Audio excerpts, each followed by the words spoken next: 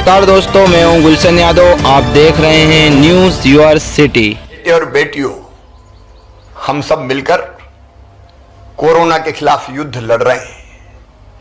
राहत की बात यह है कि अब लगातार पॉजिटिविटी रेट कम होता चला जा रहा है।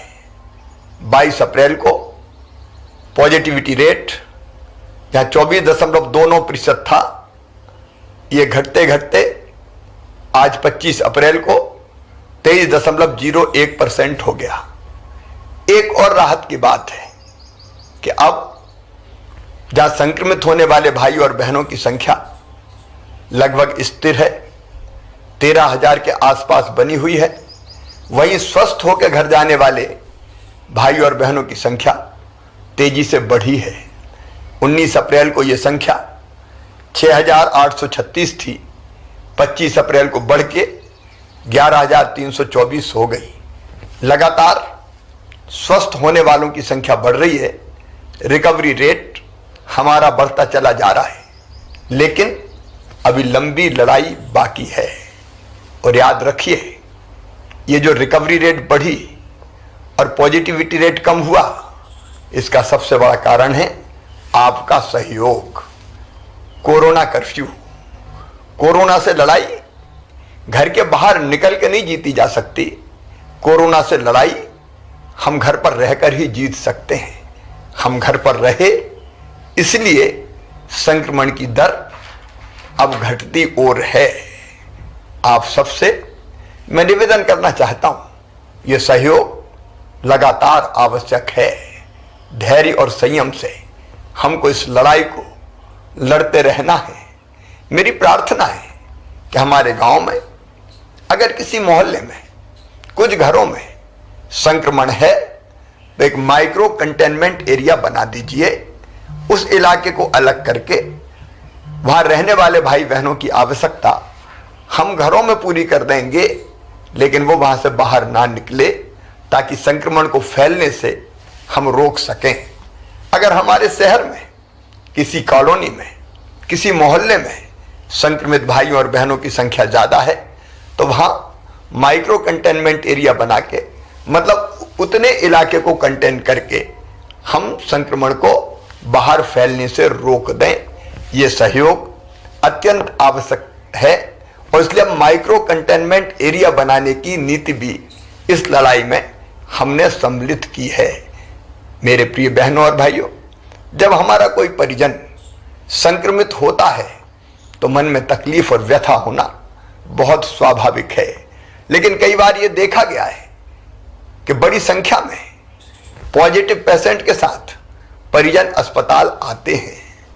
मैं आपसे निवेदन करना चाहता हूं, इसके कारण एक और आप स्वयं संक्रमित हो जाते हैं तो आप खुद का भी नुकसान करते हैं, और आप संक्रमित हो गए तो फिर आपके परिजन की देखभाल कौन करेगा। और इसलिए मैं निवेदन करना चाहता हूं कि किसी का आना परिजन के साथ आवश्यक है तो कोरोना गाइडलाइन का पालन करते हुए आए। ज्यादा संख्या में लोग बिल्कुल ना आए, और अस्पताल में तो संक्रमित को भर्ती करवाने के बाद वार्ड में कतई ना जाएं, बिल्कुल ना जाएं।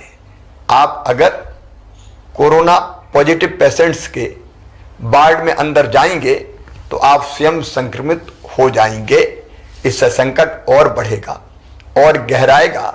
इस समय हमको संक्रमण बढ़ाने में योगदान नहीं करना, संक्रमण रोकने में योगदान करना है। हर संभव प्रयास हम कर रहे हैं व्यवस्थाएं बनाने का। कई बार जब बड़ी संख्या में संक्रमित भाई बहन आते हैं तो व्यवस्थाएं छोटी पड़ने लगती है, तकलीफें स्वाभाविक है, मेरा मन भी बहुत व्यथित होता है, लेकिन इसके बावजूद हम पूरी ताकत से व्यवस्था बनाने में लगे हुए हैं। ऑक्सीजन की आपूर्ति लगातार बनी रहे और बढ़ती रहे, इसका हर संभव प्रयास जारी है। माननीय प्रधानमंत्री जी का, भारत सरकार का इसमें पूरा सहयोग मिल रहा है। अब तो वायुसेना के विमानों से खाली टैंकरों को गंतव्य तक भेजा जा रहा है, जामनगर हो या दूसरे स्थान हो, ताकि वहां पहुंच जाए, जल्दी समय बचे और वहां से भर के फिर बाय रोड आ जाए। रेमडेसिविर इंजेक्शन उपलब्ध कराने के हर संभव प्रयास जारी है। ऑक्सीजन रेल से भी आए, इसकी व्यवस्था भी हमने की है।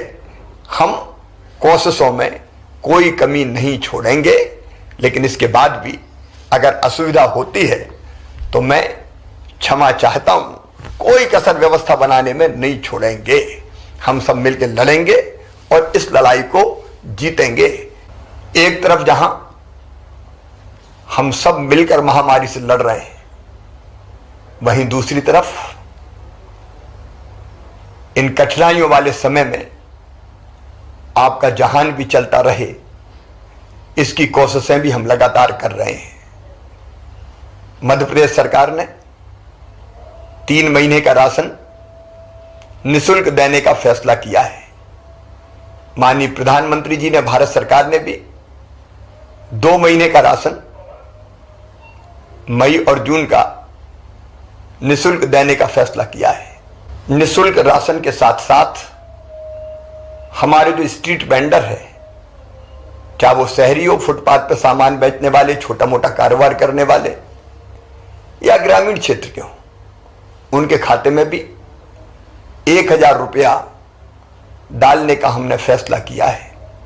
जल्दी ही किसानों के खाते में मुख्यमंत्री किसान कल्याण योजना की निधि की एक किस्त भी डाली जाएगी।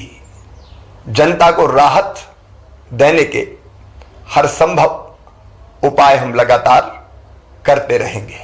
लेकिन एक बात और ध्यान रखिएगा, इस लड़ाई में अगर हमारे सेनापति कोई है तो वो सेनापति है डॉक्टर्स, पैरामेडिकल स्टाफ, हमारी नर्स बहनें, हमारे वार्ड बॉय। ये अपनी जान हथेली पे रख के, अपनी जान जोखिम में डाल के ये इस लड़ाई को लड़ रहे हैं। इनका सम्मान कीजिए, इनका मनोबल बढ़ाइए, इनकी हिम्मत बढ़ाइए, इनका हौसला बढ़ाइए, ताकि दुगने उत्साह से ये आपकी सेवा में लगे, संक्रमितों को स्वस्थ कर सकें। इनके साथ अशोभनीय व्यवहार कतई नहीं होना चाहिए। आइए मेरे बहनों और भाइयों, मिलके हम इस लड़ाई को लड़ें।